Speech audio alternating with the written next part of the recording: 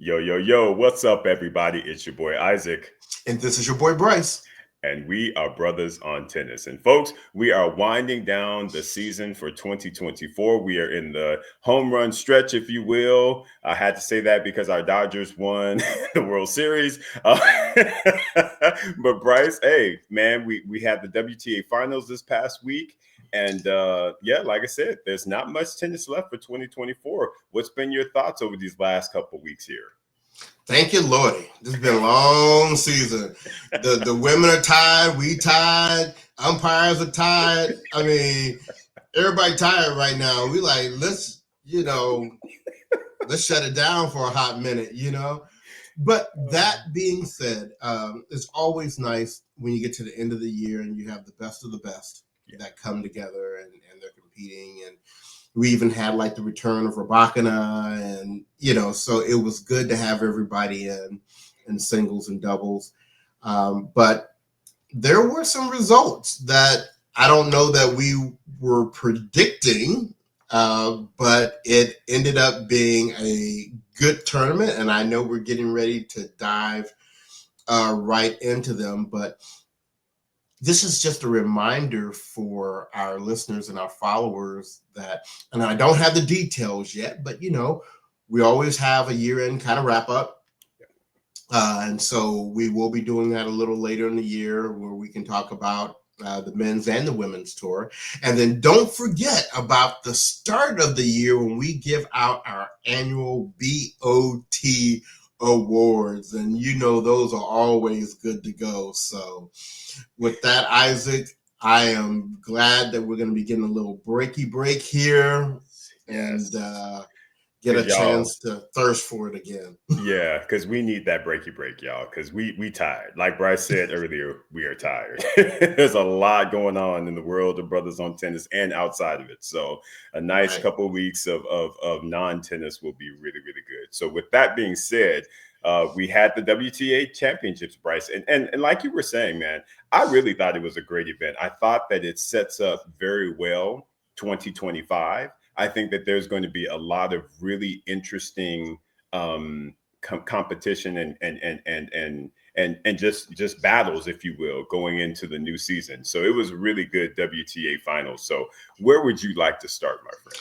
Let's start with the actual tournament, because for those people that follow the tour all year long, they know that there was a certain level of controversy with the women's year-end finals going to Saudi Arabia, where there are some freedoms that are not the same as every place else as it relates to women, as it relates to sexuality, as it relates to a bunch of different things. And so there were a few eyebrows that were raised when it was initially announced that that's where it was going to be. Now, on a positive side, the coins were heavy over there, which was a good thing. Yes. But Isaac, I don't know if you noticed or not, and I don't know if this is just a WTA Finals thing or not, but why can't, like, the attendance, you would think the year-end tournament for the women in professional tennis would be sold out. It would be packed to the rafters, like it used to be back in the day in Madison Square Gardens, right? But we even know when it was here in LA at Staples Center, it wasn't good. When I was looking on the telly here, and granted, I couldn't see everything in the arena, but I saw a lot of seats that were open. And yeah. Well, I think a lot of it is of course it is during the week, people are working, things like that. And I think it kind of goes back to what you initially alluded to with the controversy with it being over in Saudi. It's women's tennis or women's sports in general, I don't know is as appreciated as it should be. Especially in a lot of the different countries. They had that Six Kings event over there where Sinner and Alcaraz and all those guys went over there and played. And I'm pretty sure that was pretty nicely attended. And they also got a lot of cash for that. And I think they were doing that as a setup, maybe potentially for when the women are then coming, hoping that that will continue to spur along the attendance. But I just don't know if they garner the same kind of level of attention just yet. I'm hopeful though, Bryce. I am hopeful because I do feel like They're going to be there 3 years, and to me, that's also something is you need to be someplace for a little bit to make sure that you are Right. building building that audience and building your customer base. So hopefully next year it will be better. But I did see that, like you, that it wasn't as hotly attended as I had expected it to be. But at the end Right. of the day, the ladies, they got their money. So, They did. they got their coins. So I was at least happy about that, and happy with the fact that they actually had a year-ending location that they knew Right. months in advance versus weeks in advance. And we're Right. gonna leave that right Right. there. I don't even want to think about that situation from last year. But So bad, anyway, so bad. Ugh. so let's give out some acknowledgments here, and we're going to talk Yeah. about briefly the doubles side of the tournament, and then we're going to focus in a little more on the singles. But Yes. Something that you and I were talking about a few minutes ago. Let's give a very special shout out to our girl Jasmine Paolini, who qualified for the year-end finals, not only in singles, Right. but in doubles as well. Correct. I mean, that to me is in itself such a great achievement. We saw, of course, Coco and Jess do that, either last year or a couple of years ago. But it was so nice being able to see Paolini on both sides of the event. Playing as best as she could. I mean, it's a tough task when you're trying to do both, and you're playing the top players in the world in both respects. So, she didn't have, the results that I know she would have wanted, but it was just great seeing her there and representing. And quietly, when them ladies was taking them photo shoots, they worked it out. I have to say. They did. And Jasmine Paolini, she worked. Yes. Yeah. I was like, ladies, yes. Yeah. And you know who I was liking in the photo shoot? Queenie with that red on. Queenie was like, I'm about to steal the show, bro. What? And she was giving good face and everything. Yeah. Yeah. The ladies, they whipped it up on those photos. I was like, okay, y'all better get it in. Good for you. Good for you. Exactly. Yeah. But and one of the things that I hope, and I'm sure Paolini's camp is reinforcing this with her, but what an amazing year she's had. Incredible. I mean, made it to 2 major finals in singles. Yeah. Yep. Was the only player to qualify for the year-end championships in both singles and doubles. Yeah. And let's not forget, she pocket sized. Exactly. And we're in the world of big babe tennis, right?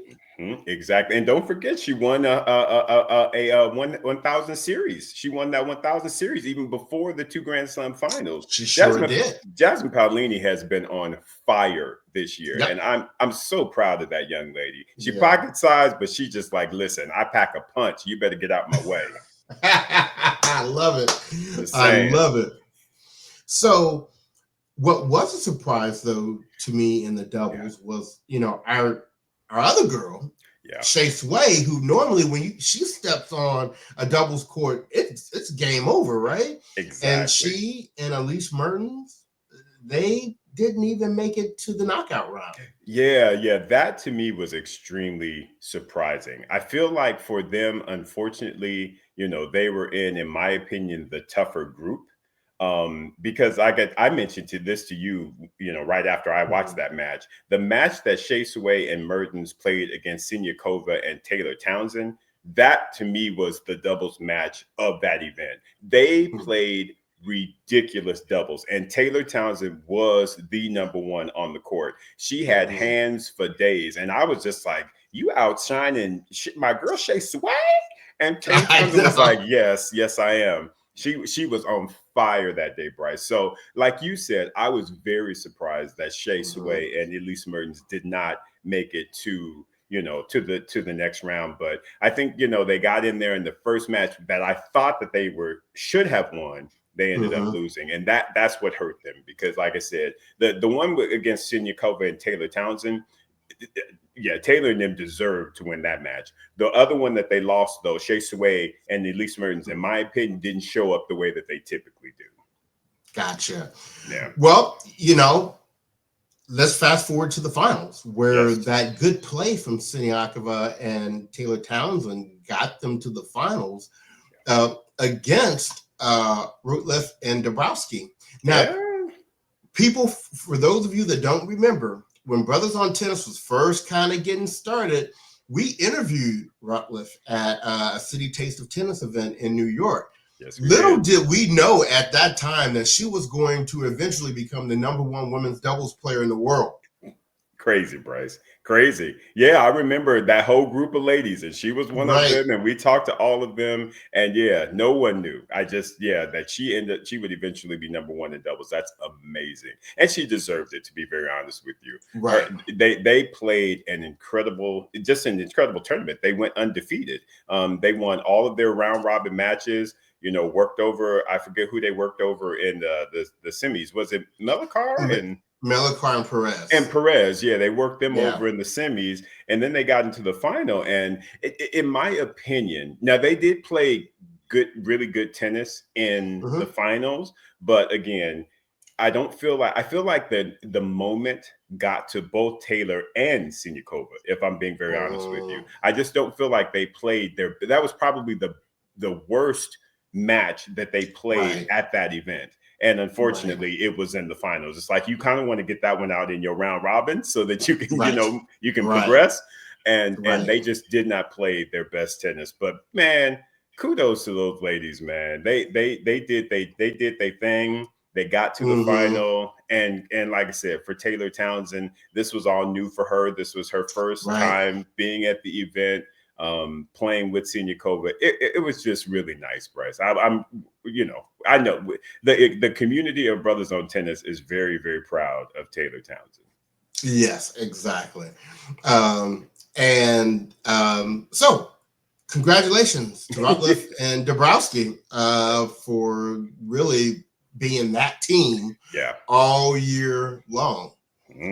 So let's move it now over to what you want to talk about. And that is the singles. Man. And and coming into the singles, really what was on the table was there was a slim chance that Swiatek could once again snatch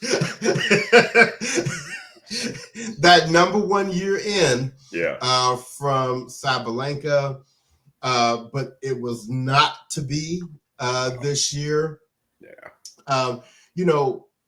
A question, halfway through the tournament, after the first couple of round robin matches, Pegula was out. Why did Pegula withdraw from the tournament at that stage? She got an injury. I don't know if it was a leg, thigh, some type of an injury that she sustained in her second match. And honestly, Jess Pegula most definitely did the right thing, because let me tell you, with a hurt leg and you coming out against Swiatek, she was like, "Oh no, I'm not taking. You are not going to double bagel me at this championship." And so she was like, "Hey, Dara Kazatkina, come on in, sis." And Dara Kazatkina, "Yeah, let's go." Kazatkina was not ready. She wasn't ready for that fight. Iga was like, "I done found some form now, and it's you." That was rude. That was just simply rude and disrespectful. She snatched that girl up and was like, "Kazatkina, no, sis. This is how I roll. Don't forget." Right. Well, and at least that was an excellent note for her to end the year on. Exactly. To me, how better to go off in the sunset of your off season with what was it, One in Love? Yeah, something like that. 11-1, 1-11. Yeah. I mean, you can't. The full bakery. It was the bakery was open, wide open. It had the hot sign in the window. It had the hot sign in the window. Bruh, right? Come get some. Come get some. So who is not mad at Iga Swiatek is me. She is going to go into her offseason on a major high. Like I said, Right. she to me played a great match, and even the matches that she played against Krejcikova and Coco. I feel Coco. like yeah, like I said, she was slow out the gates against Krejcikova, but she found her form. And then, Hmm. and then with Coco, like I said, Coco just played an amazing event, which we'll talk about Coco, in a Yes. minute. But to me, Iga, having not really played much since what was it, the U.S. Open, you've changed Right. coaches, you got all this stuff going on, and we know Iga, there's a lot of mental there. So for her Right. to be dealing with all that and come into the championships and get a win Right. against Krejcikova, a gritty win, and then get your final win where you done opened up the bakery wide, she Right. gonna be good. She gonna be good on the off season, bro. Right. Yeah, I'm yeah, gonna tell you what. One of the things that I appreciate about Swiatek's game that I don't know if everybody does or not, yeah. when you really look at her game, unless she's just having an off day, there's not a lot about her game that can go wrong. Correct, She correct. doesn't have a whole lot of unusual hitches. And I mean, it's a very compact, Right, solid, aggressive game. Now, granted, anybody can have a day off and then those things are not working, right? But right. on most days, she's going to be a tough cookie to take out. Oh yeah, And so, although she's had all these changes you were talking about, I'm very um, I would say optimistic on hmm how she's going to come into 2025. yeah, yeah. I honestly, Bryce, I don't know that I see much changing with the women's Mm-hmm. game going. I think it's going to be uber competitive if everybody can stay healthy, because I think Right. there's going to be a hunger there. Because you got Iga, she got a new coach, and like you said, she has no really big holes in her Mm-hmm. game or anything like that. And again, I still feel like a lot of players think of her as the number one player, even though Oh, yeah. Sabalenka got it. Sabalenka Right. kind of showed you that, yeah, I'm top level, but still there are some Yeah. crack areas. There's some You crack can get areas me. there. You can get me. Yeah. Who I am excited about is Rabakina, because her and Yeah. Goran, that Yes. combination right there, you got Yeah. somebody who actually is kind of stable in the mind. He's got a sense of humor. I feel like that is actually Mm-hmm. going to help Rabakina a lot. So I cannot wait to see what my girl is going to bring in 2025. And simply put, Coco is going to be she's going to be Mm-hmm. fired up after this Asian swing and after taking this title. So to me, those four, they are going to Yeah. be battling. Who I feel like is going to need, to kind of get themselves right. Of course, I think Pagula, because Right. she's still to me in this right underneath that tier slightly. Right. But I think she needs to put in some good work on the offseason. She'll be back battling. And I'm gonna Mm-hmm. tell you what, like I mentioned about health, if Muhova can keep herself healthy, she will Mm-hmm. be in that conversation next year. So I'm And what oh go about ahead. Paolini? I'm sorry, Jasmine. I can't forget about you because, babe, you have definitely done your thing in 2024, and I definitely see that continuing in 2025. Right. Now, here's what I'm gonna say though, and this is no slight against Jasmine Paolini whatsoever. Mm-hmm. Mm-hmm. I don't know that those four people that I mentioned, Right. that Mm-hmm. I put Jasmine in that 5 to 8. I think that she will Mm-hmm. Right. she will most definitely be in that 5 to 8. It's just going to be tough for her to battle with the other ladies. I feel like unless it's kind of slower surfaces, I give her more chances on clay. But I think if you put an informed Rabakina or Sabalenka, against a Paolini, it's going to be tough for her. What Well, are your I thoughts? tell you, well, and I think that's what that dividing line is between one through four and 5 through 8. Yep. I think 1 through 4, they can take the game to you, Correct. right? Correct. And can win that way. I think the people in 5 through 8 need a little something. Yeah. Yep. They either need that person in the 1 through 4 to be either like a little A not little on off. the A game, or Yep. it needs to be a surface or a situation that really benefits the 5 through 8 person a little more. There has to be an additional element there that Right. gives them an opportunity, because I totally agree with you. I think the 1 through 4 are solid, and then the threats are the 5 through 8. Don't be surprised if 5 through 8 is in Paolini, Pagula, Navarro, and Danielle Collins. Don't be surprised. Wow, yeah. Don't So be surprised. that means you were saying that does not include. No, I got to put Queenie in there because I Queenie was has getting ready to Asian say swing. Yeah, hold up. you're saying. Hold up. Because somebody got to get bumped because Queenie definitely taking her spot. Queenie told Pauline, she was like, girl, get out the way. She was like, scared of you. You and your Italian friends. Get out the way. No, you're right. Queenie to me is that number 5 right now, in my opinion. She's Right, the one right. scratching, trying to bump somebody out that top 4. And The it's gonna top be four. interesting who's she gonna potentially buy. That's why Rybakina needs to get herself right, because if she don't get herself right, Queenie gonna kick her out the top 4. Let's be clear, because Sabalenka is not going nowhere. Iga Right, definitely ain't going nowhere, and honestly, Coco ain't going nowhere because Coco's just going to continue to get better. right. So Hmm. yeah, Rybakina better make sure her game is tight because Queenie gonna kick her. Yeah. So okay, thank you, because yeah, we cannot forget about Queenie. So then that I would say Queenie, Paolini. Right now, I would have to say Pagula and Navarro because I just always feel like Danielle's a bit more of a wild card. Even though she had that Yeah. nice stretch during the middle of the season, she still always is got that kind of injury thing potentially with her, and that's what we Hmm. saw at the end of the season. So, anyway, what And I about guess the you? same. Throw it back to And I you. guess the same thing for Mahova. Yeah, exactly. If Muhova Hmm. can have a healthy 12 months, I would put her right there with Queenie, trying to Hmm. scratch and get into that top 4. I don't know that she Right. would get in there, but I would definitely put her in that 5 through 8. Gotcha.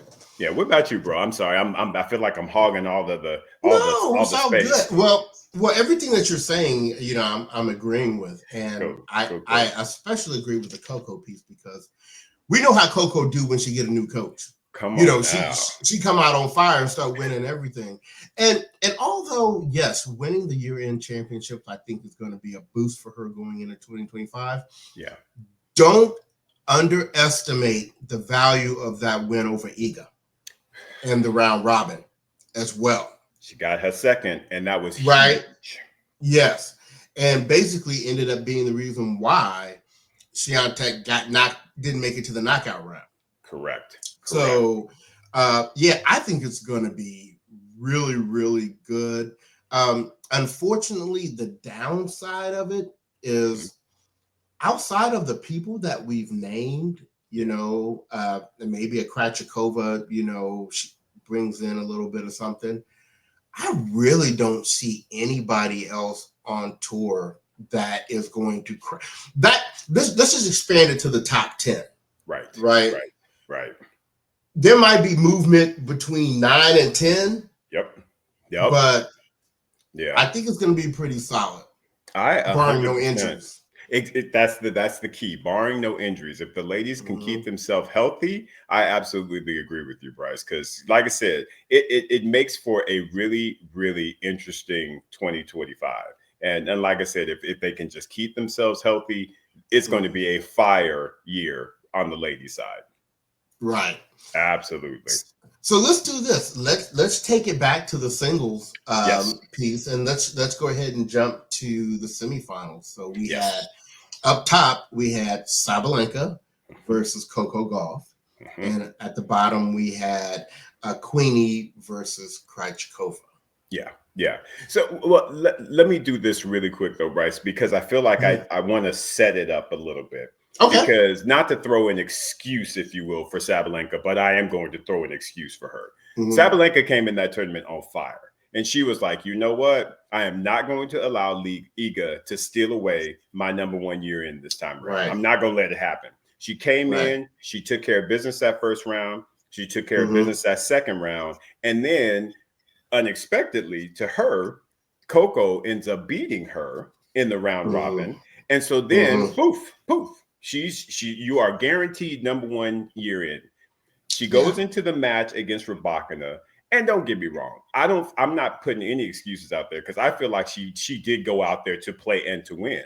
But Rybakina found her form, and we know they Right. always have really good, strong matches. And at the Mm-hmm. end of it, because again, I think she ended up taking bread that third set, right? Wasn't it 6-1 that Yeah, something like that. Yeah. yeah. So I feel like for her, she was like, okay, I done made the semis. I got my year in number one.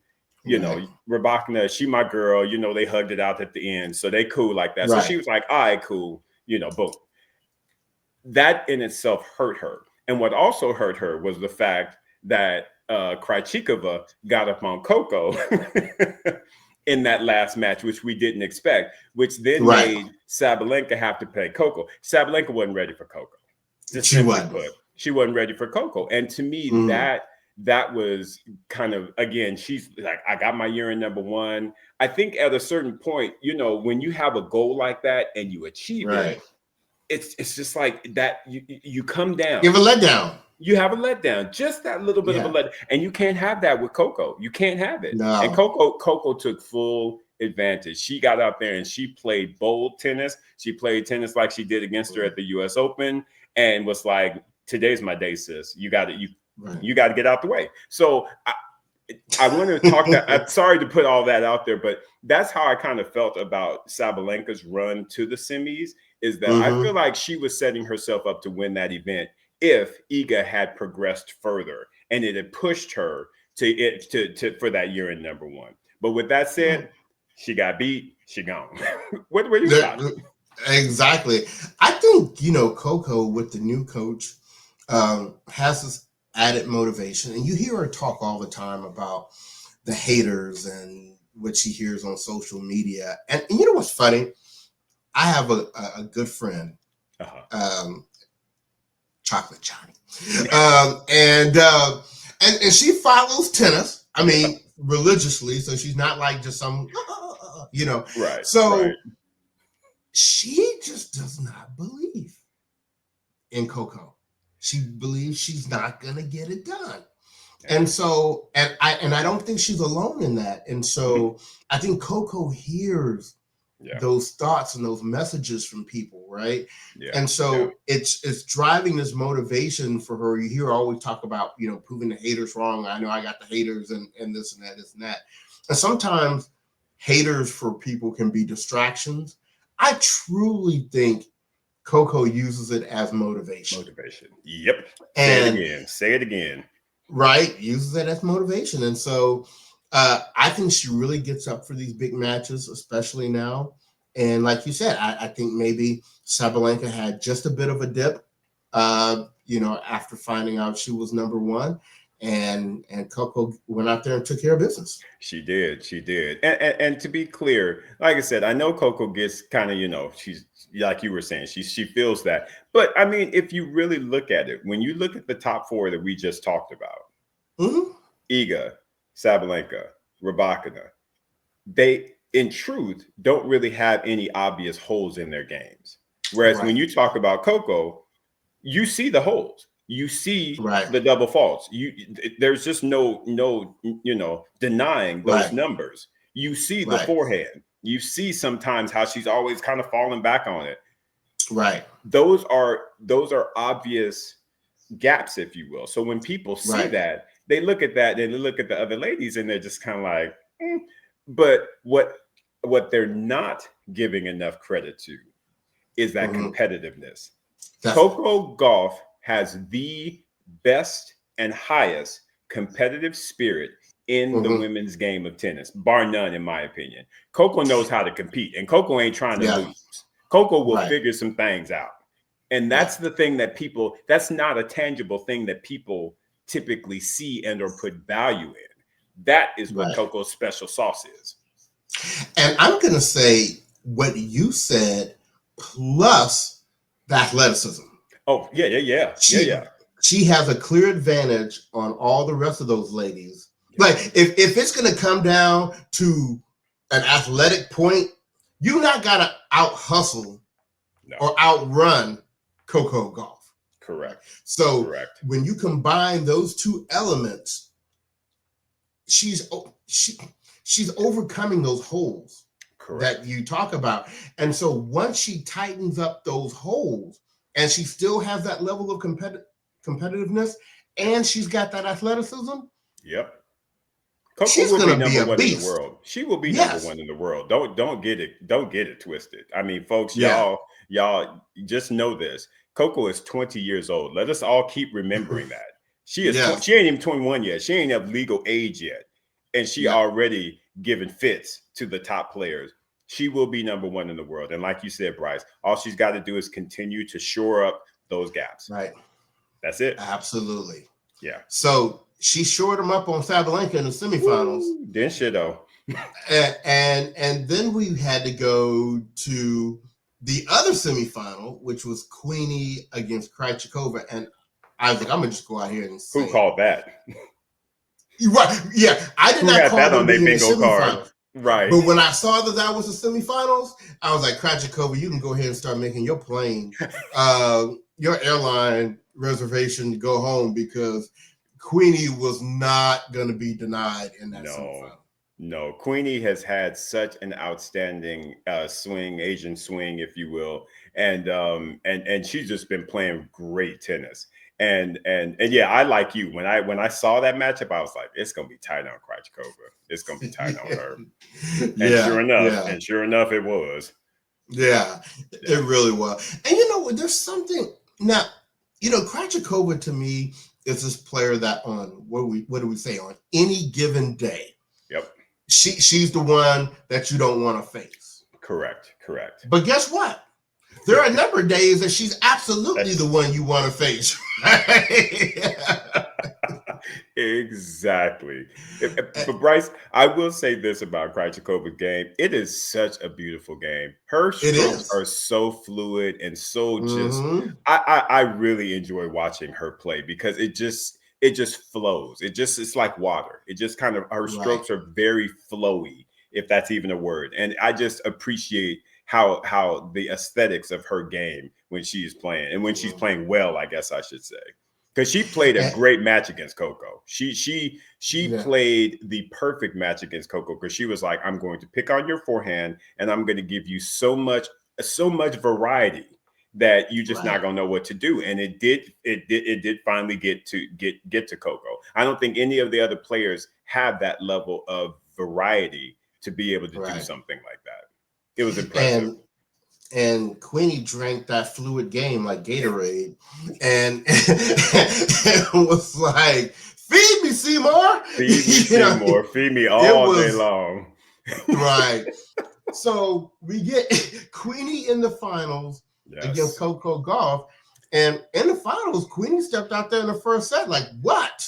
Bryce, let me just say this first and foremost, because you know how we've always talked about there's certain matchups that you're so looking forward to it going forward in the future, like your Alcaraz and Sinner. I mean, I am looking forward to the Queenie Coco matchups moving forward. I did not know that they played juniors together, and that they played the Orange Bowl. At one of the finals in the Orange Bowl, they showed them as little girls. Coco was 14, Queenie was 16. It's like they go back. That is going to be a fantastic matchup going forward in the future. That match was fire. It was incredible. And once again, that was another match where you saw Coco's competitiveness in her fight bring her back to that victory, you know? Because she shouldn't have won that match, Bryce. She was down a set, and she was down a break twice in the second set. And it still ended up fighting back. And when she took that second set, I was like, okay, here come Coco. But then Queenie was like, oh, wait a minute, I got some energy now. I'm feeling good. Hey, and got the break again. I was just like, here we go again. But then Coco does what Coco does. She locked in, and she just was like, you are not going to beat me. And it was an amazing match, in my opinion. I like the ups and downs in that regard, especially in a final, because you want to see who's going to step up and who's going to take it. And that's exactly, in my opinion, what Coco did. Coco took that match from Queenie, because Queenie had that match. She had that match on multiple occasions. Yeah. And, you know, just like we were talking earlier about Jasmine Paolini, hopefully Queenie walks away and looks back at this entire year. Oh, yeah. And recognizes what an amazing, I mean, starting off the year, making it to the Australian Open finals. And then just really was present the rest of the year. and ending in the finals of the year-end championships. So, Right. you know, she, she looking over there at Wimfacet like, you ain't got me. Osaka done sent you home, out here playing these games. Don't play with me. And quietly, let us not forget that lovely necklace that she won during the summer, gold medal Olympian. So Yes. Queenie Queenie Huge. Queenie did some big things in 2024, and I feel Right. like that is only going to continue. And she's got, to me, that fire of, I'm going to be great. She's one of those types of athletes and players I see. She's just like, Mm-hmm. I'm going to be great, and no one is going to stop me from being great. And I feel like, Right. again, she is scratching on the top four, and she really is going to try and kick somebody out of that club. I don't know who it's going to be. It's going to be Right. tough, but she is scratching. She is scratching. Yeah. So so I have a question that may be a little bit out of the blue, but I'm interested in your perspective on this. All right. So, we've kind of structured how we see, let's call it the top 10 next year. Yeah. What about a couple of those moms? What about Osaka? What about Svitolina? Do they Yeah. have chances to get in at the bottom there of the top 10 next year? I believe so. I think with Osaka, it is it is really about, can she find that championship mentality again? Because to me, that's all that's missing. Mm-hmm. We saw the form. We saw the form. Right. It's just not consistent. And that's the thing, Right. is she's got to have that mentality to be able to bring that home consistently. If she does Right. that, I feel like Osaka has a chance of being in the top eight, in my opinion. It'll be tough for her, in my opinion, to get back in the top four. I just, when Uh-huh. I see where she is now, and I think about Iga and Sabalenka and Rabakina and Coco Right. on a consistent 12-month basis, I just don't know Mm-hmm. that I can put her ahead of them at this point. I could be wrong, but I just don't know that she's there. And honestly, even Queenie, because Queenie done took her to Mm-hmm. the shed twice. Let us not forget that. Um, Yeah. Because she so ain't forgot. no, because she ain't forgot. She never will forget. She may say all that wonderful, nice stuff for the media, like, Yeah. "Oh, it's okay. I don't hold no grudges." She holds grudges, y'all. Don't even get it twisted. Queenie is that girl. Yes, she is. Because You- she put it out there. She was like, "I ain't trying to be friends with none of these girls. I got friends. I don't need to be friends with them. Why?" And I was like, "Well, there you have it." Look, you saw it in her face in the glam shots. That she that girl. She that girl, y'all. So don't get it twisted. Yeah, Queenie is not trying to be anybody's friend out there. She is the Sharapova of the day. She's like, Yes. ain't nobody trying to. I don't care if you like me or dislike me, because all I care about is putting things on you when we get out on court. That's all I care about. I love it. And I'm there for all of it, Bryce. All of I it. love it. I love it. Wow. Okay. And what about Svitolina? I you know how much we love Svitolina. Mm-hmm. But I'm just going to be very honest with you. I feel like her time in the top 10 has passed. I feel like Okay. she may potentially fight her way into the top 16. That's kind of where I Mm-hmm. see her being. Okay. I don't know that I see her getting back in the top 10, not with the talent that's out there on the women's side right now. It's just, to me, it's just too many ladies that I feel like, even with a better forehand that she possesses, I just still Mm-hmm. feel like there's other ladies that can do more damage on a consistent Right. basis. What are your thoughts? What are your thoughts on Osaka and on Svitolina? Yeah, with Osaka, I feel like she definitely has the potential. I mean, she, like you said, we've seen the form. I felt like she was really turning a corner when she had that back injury. Right. And so now, once you start getting injured, that introduces a whole different set of things that you've got to deal with. So I like the fact that she took off the rest of the year, basically, Yeah. get the body right, get right. She's got a new coach with Patrick Muratoglu. Yeah. So, I think she has a chance. I agree with you. I think with Svitolina, she's kind of hit the pay dirt that she was going to hit. Yeah. And honestly, I think just the fact that she's even top 20 type caliber is a Right. huge success Right. with her coming back. So, Yep. Now, the other kind of person is, I remember when Taylor kind of broke back into the top of the doubles world and she said the singles was next. Yeah. I'm not as confident there, Right. because Right. these women that we're talking about, I don't know that Taylor has the ability to get to the net and to control the net. Correct. For a full match, Right. that in the way that she would need to, like the way she played that Simona Halep match back at the U.S. Open in the day. Yep. I don't know that she can deliver that consistently at this stage. I think she found a sweet spot with the doubles, and I think she can be a very competitive singles player. And get. That's why I think her and Siniakova are a good pair, because we know with the doubles, it's always about, like, if one ends up going further than the other in singles, you wonder if they're going to pull out or whatever. Right. Siniakova and Taylor Townsend, to me, probably go out in about the same rounds. Yes. Yeah. I agree. In tournaments. So I think that makes them a very, very good team in that aspect. I 100% agree with you. I think that, definitely top 50. I see both of them. I even see potentially Siniakova making maybe close to a top 30, and similar to Taylor. So like you said, I think they kind of mirror one another, in the singles area. So it is a good partnership. And I really hope they continue to be partners in 2025 and going forward, because to me, they will win a lot more Grand Slam titles if they do. So let's talk about, this win that Coco had over Queenie in the finals, right? She loses the first set 6-3. Like you said, she comes back from being breaks down and take the second set 6-4. Has to go to a third set tiebreaker, and I thought it was hilarious that she had to ask the ref whether it was to 10 or to 7.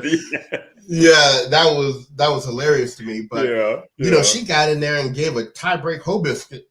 Yes, she did. 6-0. Queenie. Yes, so, I mean, what does this mean for her and her confidence and her message to the rest of the tour going into 2025? Oh yeah, she's definitely shouting from the rooftops. Y'all should be scared. Y'all should definitely be scared of me and my game, because again, she's 20. It's only going to continue to improve.